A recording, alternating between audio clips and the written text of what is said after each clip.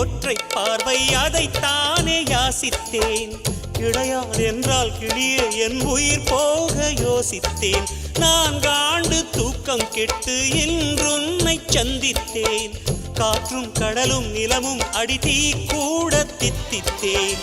மாணிக்கத்தேரே உனை மலர் கொண்டு பூசித்தேன். என்னை நான் கிள்ளி இது நிஜம்தானா சோதித்தேன். இது போதுமே இது போதுமே இனி என் கால்கள் வான் போகுமே. என்ன அழகு எத்தனை அழகு கோடி மலர் கொட்டிய அழகு இன்றெந்தன் கை சேர்ந்ததே.